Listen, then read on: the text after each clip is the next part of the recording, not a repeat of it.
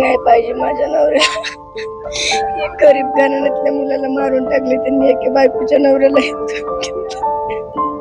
त्यांचा तीळ करून त्यांचा जीव घेतला, त्यांच्या एवढं वेदना दिल्या त्यांना. काही दोष नसताना त्यांना या जगातून घालवलंय. माझी एवढीच मागणी, माझ्या मागे कोणाचाच आधार नाही, मी एकटी आहे, मला मूल नाही बाळ नाही, माझा आधार माझ्यापासून हिसकावून घेतलाय, माझी सोय लावाय पाहिजे त्यांनी. नेमकं 2 दिवस झाले अंत्यविधी नाही, काय पोलिसांकडे मागणी, पोलिस काय कशा पद्धतीने याचा तपास करतात? अजून तर काहीच वेळ घेत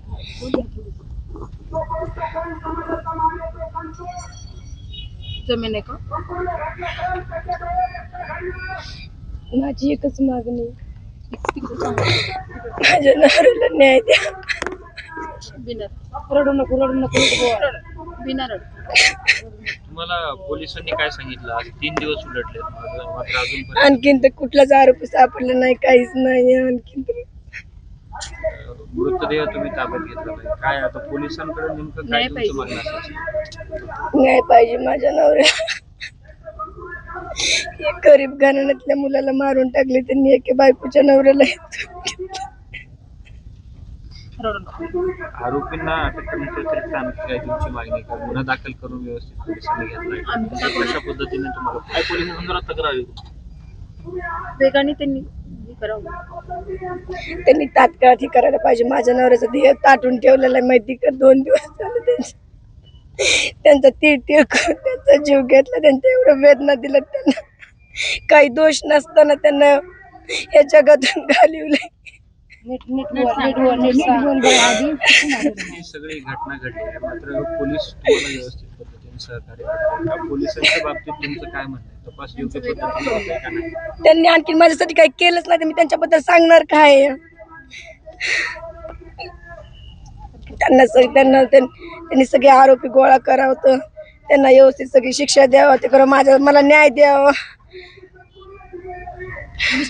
आणि माझी एवढीच मागणी, माझ्या मागे कोणाचाच आधार नाही, मी एकटी आहे, मला मूल नाही बाळ नाही, माझा आधार माझ्यापासून हिसकावून घेतलाय, माझी सोय लावाय पाहिजे त्यांनी. मला न्याय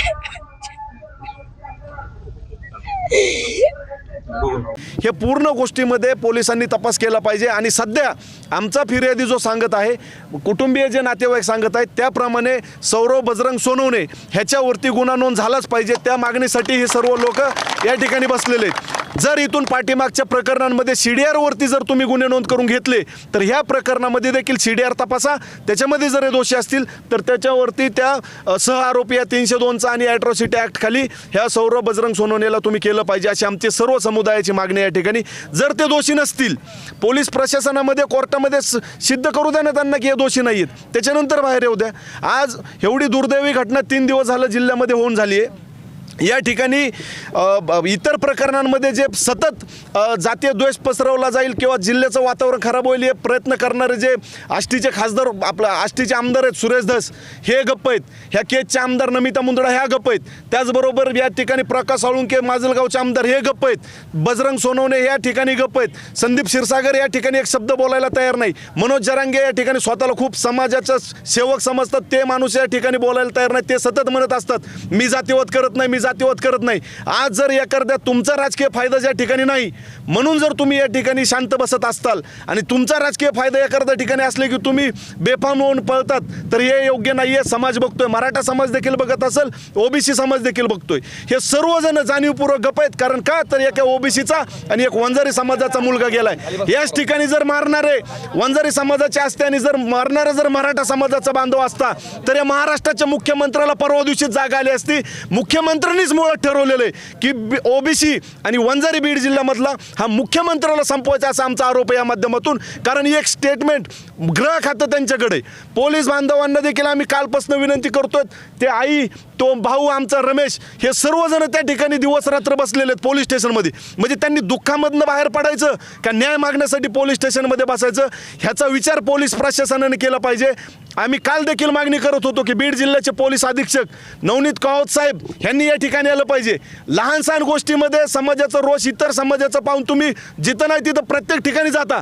आज आमचा समाज शांत आहे, आम्ही शांत शांततेच्या मार्गाने आंदोलन करतोय म्हणून जर तुम्ही गांभीर्याने घेणार नसाल तर उग्र स्वरूपाचं आंदोलन पण काय असतं हे देखील पोलीस प्रशासनाला आमच्या माध्यमातून कळणार इथून पुढं. काय सांगता येईल आता तुम्ही या ठिकाणी सांगितलेलं की जिल्ह्याचे खासदार बजरंग सोनवणे यांचा मुलाच्या या प्रकरणामध्ये हात आहे. नक्कीच ज्या पद्धतीनं आता सुमन भाऊने सांगितलं की तो माने सांगतोय आणि तो त्याला मारण्यासाठी आले होते, तो फिर्यादी आहे, तो सांगतोय की घटनाक्रमांक कसा आहे. त्या खासदाराच्या पोराने येऊन त्याला सांगितलं की गुन्हा दाखल करू नको आणि ही म्हणजे माणुसकीला काळीमा घडणारी घटना आहे. कोणाचा तरी जीव वाचवण्यासाठी एक तरुण पोरगं जातंय आणि त्याला न्याय मागायचा ही म्हणजे पहिलीच घटना असेल की 4 दिवस झाले रस्ता रोको करावा लागतोय. 4 दिवस झाले त्या ठिकाणी हॉस्पिटलमध्ये प्रेत आहे. खरं म्हणजे यामध्ये कालही आम्ही सांगितलं होतं पोलीस स्टेशनला की उद्या जो परिणाम होईल, उद्या केस बंद राहील, रस्ता रोको राहील, याची सर्वस्वी जिम्मेदारी केस पोलिसाची असेल.